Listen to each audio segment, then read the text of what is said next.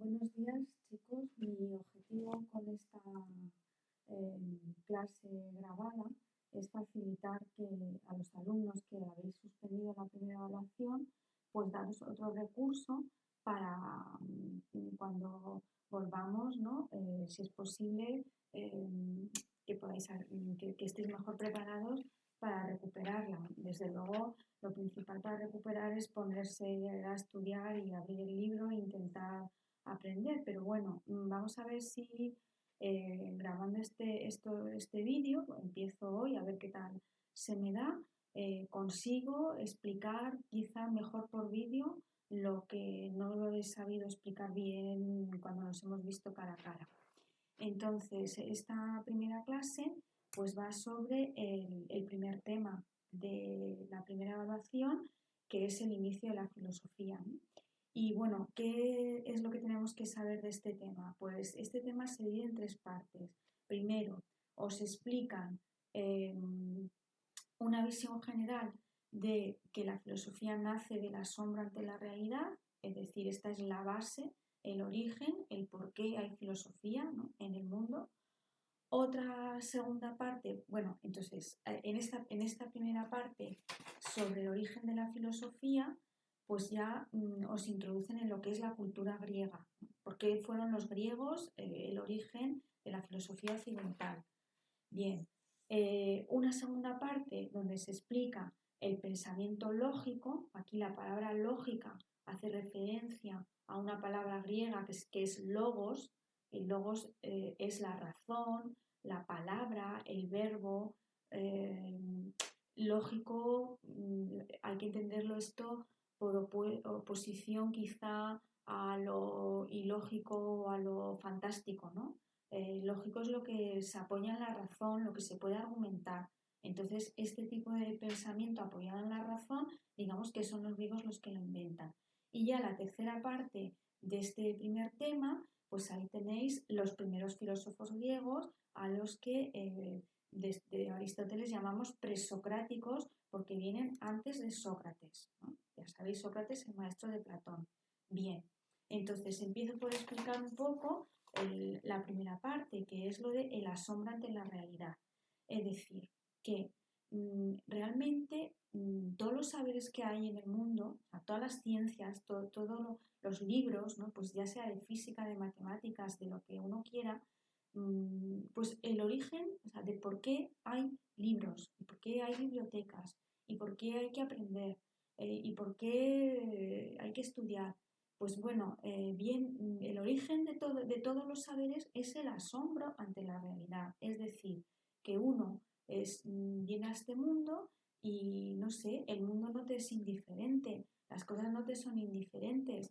Esto lo comprobamos si tenéis hermanos pequeños, o sea, un niño en una determinada edad siempre está preguntando por qué. Bueno, pues el ser humano en general, ¿no?, aunque tenga 50, 60, 70 años, es propio del ser humano asombrarse, preguntarse el porqué de las cosas que están delante, el por qué pasa lo que pasa y el cómo funciona el mundo, e intentar ir un poco más allá de lo que sencillamente tenemos delante de nuestras narices, ¿no? Queremos saber el fundamento, el porqué. Por lo tanto, esta es la idea principal. La filosofía nace del asombro ante la realidad, de la admiración, de que uno no se conforma con lo que hay, sino que dice, bueno, ¿y de dónde viene todo? Por ejemplo, ¿no?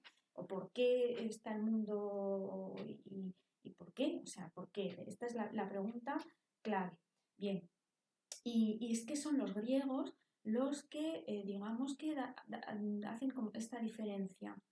Una cosa es lo que las cosas parecen y otro lo que las cosas son. Y yo creo que también pues, es una enseñanza de nuestra vida, o sea, de que conforme vamos madurando, pues nos vamos dando cuenta de cómo tantas veces, por ejemplo, lo digo mucho, pero es que es tan evidente que, pues, por ejemplo, las personas parecemos de una forma y luego somos de otra, ¿no?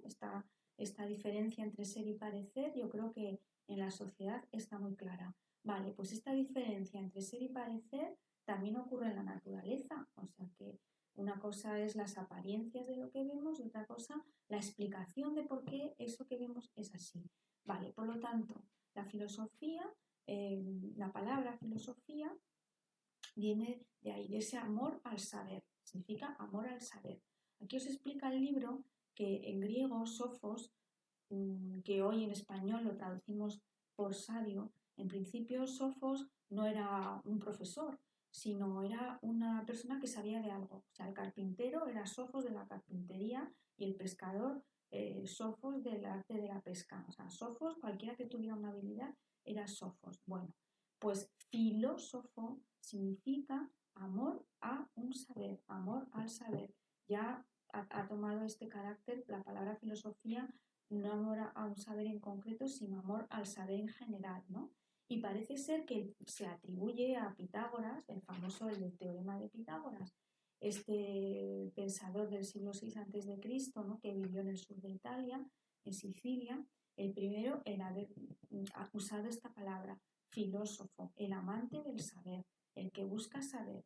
Bien, bueno, pues por lo tanto, el filósofo busca ir más allá de las apariencias y busca encontrar, digamos, como una unidad, ¿no? Porque es decir, que el mundo nos aparece, al mundo, lo que tenemos delante, pues es muy variado, hay muchos tipos de cosas aquí, ahí fuera de nuestra mente. O sea, hay personas, hay animales, hay árboles, hay montañas, hay tierra, hay agua, hay aire y pájaros, no sé, hay de todo.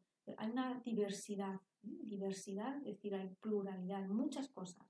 Y digamos que el filósofo busca a ver si todo esto que es tan cosas distintas no tendrá un origen común, algo que sea, que unifique todo esto, ¿no? Algo que, una unidad, o sea, a ver si hay un punto en el que todas estas diversidades de cosas que vemos se juntan y que sería como un origen de donde procede todo. Bien, esto es una calentura de cabeza si queréis, pero es que nos lo podemos preguntar, ¿no?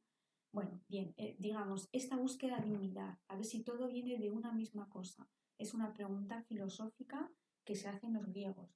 Bien, otra cuestión, esto ya dejamos esta primera pregunta sobre el asombro y el origen de la filosofía, y es que pasamos a la segunda pregunta, ¿no? del libro, y es que la manera inicial como los griegos se responden a esta pregunta sobre si hay un origen, una unidad que hay detrás de lo que de las apariencias, es la mitología, el mito, el cuento. En esto los griegos son igual a todos los pueblos que ha habido por el mundo, vamos, todas las civilizaciones, en eso los griegos no son nada diferentes, o sea que ¿cómo se explican los pueblos antiguos o si os vais al Amazonas, allí a los indios, las poblaciones indígenas que todavía quedan allí, o si os vais a México, que también hay mucho indígena, muchas poblaciones, ¿no? que guardan sus mitos, pues todas estas poblaciones inventan relatos como cuentos. O sea, mito en realidad es un cuento.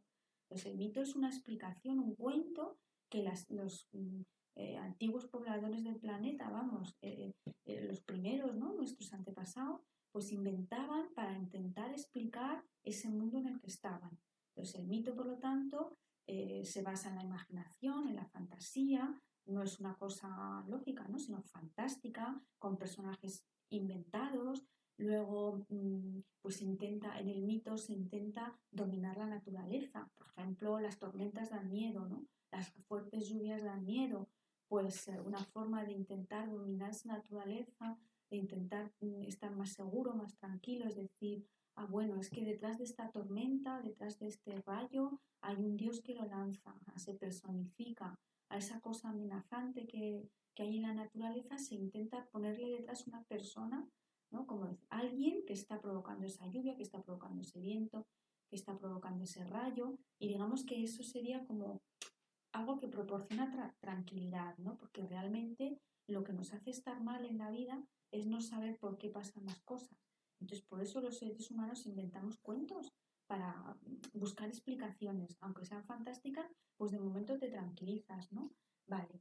Y también en esta mitología se cree en un destino, es decir, que de alguna forma cumplimos algo que está dispuesto de siempre y no estamos eligiendo nuestra vida, sino cumpliendo nuestro destino, ¿no? Nuestra vida es cumplir nuestro destino. Y por otra parte, estos mitos, estos relatos, estos cuentos sobre el mundo se transmiten por tradición, es decir, no había tantos libros en aquellas épocas, hace 4.000 años, sino era todo oral, ¿vale? Bien, dos personajes muy importantes antes de que aparezca la filosofía propiamente dicha son Homero y Hesíodo. Porque mirad, otra cuestión es que también todas las culturas tienen como sus libros básicos, digamos, ¿no?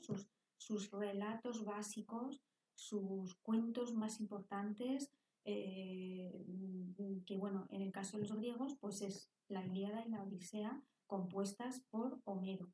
Entonces ya aquí, ya sabéis que la Ilíada relata la guerra de Troya, o sea, los griegos que luchan contra los troyanos, y ya sabéis que en esa guerra es una guerra muy extraña porque están, sí, los griegos contra los troyanos, pero están los dioses también por medio, o sea, que si Afrodita, que si Zeus, que mezclándose, ¿no? Con la guerra, o sea, una guerra que no es como las guerras de hoy, porque vamos, los dioses tienen sus preferidos, favorecen a unos, perjudican a otros, en fin, es un relato, claro, donde se mezclan pues hechos históricos quizá, ¿no? De que realmente hubo una guerra de Troya con la fantasía. Bien, pero de todas formas lo que nos importa es que Homero ya pues tiene una cierta idea de que el origen del mundo pues es el océano, es el agua, ahí parece, en ese relato. Y por su parte, Hesíodo, que es el otro gran autor griego, pues, y que relata pues,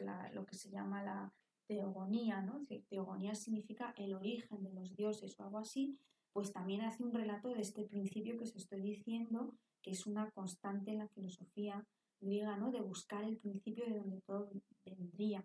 Entonces, pues para él, el origen, para Hesíodo, el origen de todo es el caos. El caos, pues el desorden. Al principio estaría todo revuelto, al principio del mundo, y luego se organizó. Vale. Bien, y entonces tenemos, por tanto, estos relatos de Homero y de Hesíodo, y al lado las religiones mistéricas, porque mirad, nosotros cuando vemos la palabra religión pensamos en la iglesia, y en Don Mariano, en la puerta de la iglesia, y en la misa, y todo muy organizado, ¿no? Está Don Mariano, y luego está el obispo, y luego está el Papa en Roma, y en fin, es una cosa así como muy estructurada, organizada, jerarquizada, ordenada, una institución consistente que además tiene 2000 años de historia. Vale. Esto no era la religión de los griegos, o sea, los griegos era una cosa un poco más, cada uno a su aire, y que no era así una institución mundial, sino que había como si dijéramos lo que hoy llamaríamos sectas, ¿no? Grupos de gentes que eran seguidores de tal o cual dios, de tal o cual misterio, ¿no? Porque había religiones de misterio. Una religión de misterio, el misterio era que no era una cosa que la sabía todo el mundo, sino que tú, si querías formar parte de eso, tenías que seguir una serie de ritos y hacerte como de esa secta. Pues, por ejemplo, pues una de esas religiones de misterio era el orfismo, ¿vale? Había muchas otras, pero bueno, nos da igual. Nos importa el orfismo que viene del dios Orfeo, que es el dios este de la música, y nos importa porque, bueno, este Orfeo era un pastor, ¿vale? Y este orfismo pues ya va a ser la base de lo que luego veremos en los pitagóricos y en Platón, y es que el ser humano tiene dos principios que son alma y cuerpo, y el alma es inmortal, ¿vale? El cuerpo es este cuerpo serrano que tenemos, pues es mortal y algún día lo enterraremos, o lo enterrarán, claro, nos vamos a enterrar cada uno de nosotros mismos, sino que nos enterrarán. Entonces el cuerpo es una cáscara, digamos, y el alma, sin embargo, es inmortal. Y eso es lo interesante, o sea, porque si el alma es inmortal, pues lo que hay que hacer es cuidar el alma, no el cuerpo que sabes que se va a morir y lo van a enterrar. Entonces, cómo se cuida el alma? Pues el alma se cuida aprendiendo, saliendo de la ignorancia, ¿vale? Entonces, y esto ya veis que ya nos anuncia lo que va a ser luego la filosofía. Hay que cultivar el alma, hay que cuidar el alma, hay que dejar de ser ignorante. El mensaje de las religiones mistéricas. Y bueno, como ya llevo 15 minutos, lo voy a dejar aquí. Bueno, chao chicos, adiós.